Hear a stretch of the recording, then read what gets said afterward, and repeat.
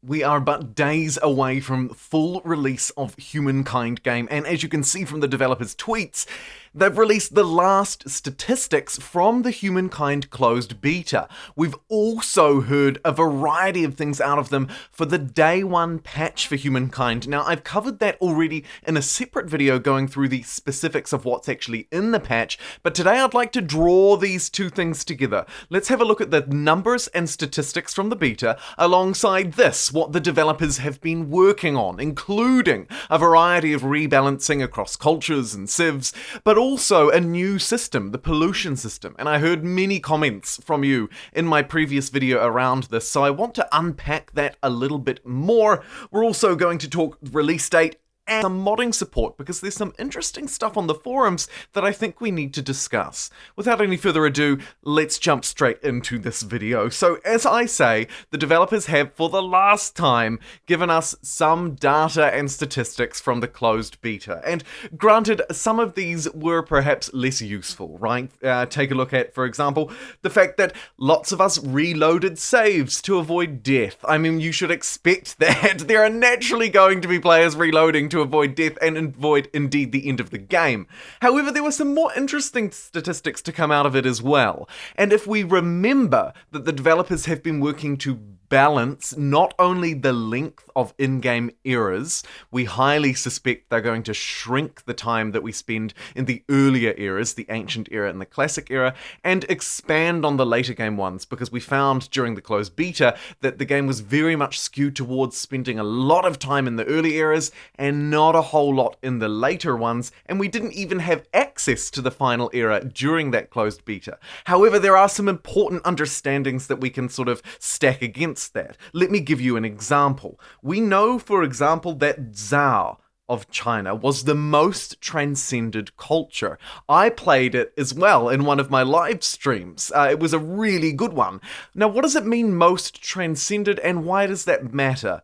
Well, we know that players chose to stick with the Chinese Zhou culture instead of changing when they advanced through eras. Let's say you advance through into the industrial era, you have the option to choose to change, say, into industrial England, but instead you remain with Chinese Zhou. And I think that's important. Why? Because we can probably assume that that culture is going to be one that changes the most.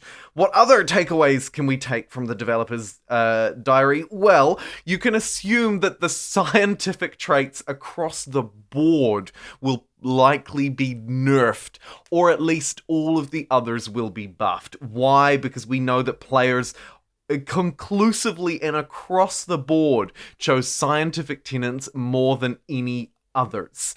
Finally, and I think this also relates back to the patch notes, from these statistics we heard that get this, only 93 players completed the Absolute Monarchy Civic. Now, granted, it was a difficult one to get. It wasn't just a simple spawn into the game and go Absolute Monarchy. You did have to work a little bit towards it, which would have limited the number of players who could have accessed it. However, the fact that only 93 people got there, I think, is really telling of two things. Firstly, to reiterate, it was too difficult to get to it. A more advanced Civic, which is okay. It's not necessarily a bad thing. But more importantly, I think it reflects on the wider strength of religion and civics in Humankind. And again, if I refer back to the developers' patch notes for our day one, our release day patch for the Humankind game when it launches on the 17th of August, we note that the developers said that they were significantly reworking religion. And I think that really matters. Now, I'm going to sort of transcend a little bit here towards my more personal opinion, but I have to admit, playing through the closed beta and the Humankind Victor Open Dev beforehand, I noted that religion was very linear. It was very much, for example, you get your religion, you put your holy site down, you're getting plus 20 faith per turn or whatever. The religious bonuses, indeed the religious tenets that you chose as you advanced through the eras and built up your faith, were incredibly linear. It was basically just like, have 10% bonus science.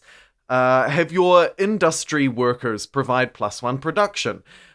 increase your influence in cities by 50%. It was actually really just dead simple linear benefits. Now, that's not strictly a bad thing if you want to have a simple religious system, but really, in many 4X games, the reason why religions are particularly interesting, but also quite difficult to balance, is because they have trade-offs, right? Think about choosing a pantheon in Civilization. It might be a pantheon that gives culture for pastures, or it may be one that favors rivers or provides housing, but it's never a blanket improvement. And indeed, when you consider how a religion may advance in a game like Civilization versus Humankind, in Humankind it's just benefit after benefit after benefit with very little trade-off. You choose a scientific tenet first, then you choose an industry one, then you choose an influence one, and you've just sort of buffed yourself across the board. There is no opportunity cost, and I highly suspect that on release day in Humankind, and indeed moving forward as it releases DLC expansion packs,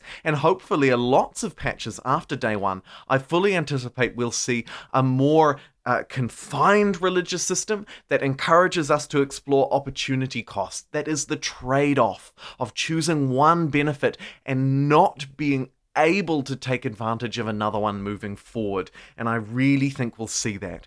Next up, I want to touch on the pollution system, as I talked about in the beginning of this video.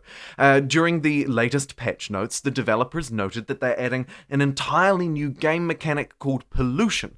In my announcement video where I objectively went through the patch notes, I talked about the fact that Civilization 6 had a similar system where the environment and indeed human interactions or player interactions on the environment can shape overall gameplay, i.e. you build coal power plants, it pollutes the atmosphere with carbon, this encourages the temperatures to rise, pollution to increase, and ultimately sea levels to rise, or the increased significance and intensity of extreme weather events. This is fundamental climate change 101. Humankind is saying, okay, we'll add pollution into our game. Not only will it help to add more dynamic engagements between the player and the map, between player and sort of climate and geography, but also it should help to make the late game a little more interesting. Late games in 4X strategy titles historically do lag. They can be a little bit boring. So maybe this pollution system helps with that.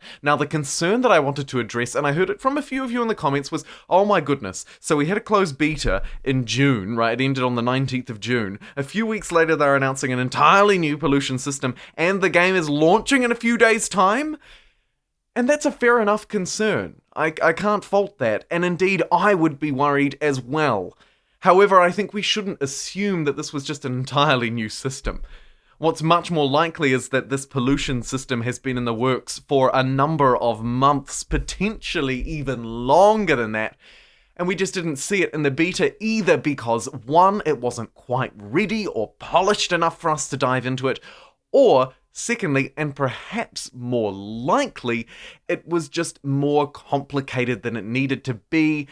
For example, the beta stretched the first 5 eras of the game. Now, if pollution is, as the developers have told us, only coming into force around the end of Era 5, it makes sense to leave it out of the beta. We would have had very little opportunity to test it because it wasn't really within the time parameters of the game, the era parameters of the game, right? We barely industrialized.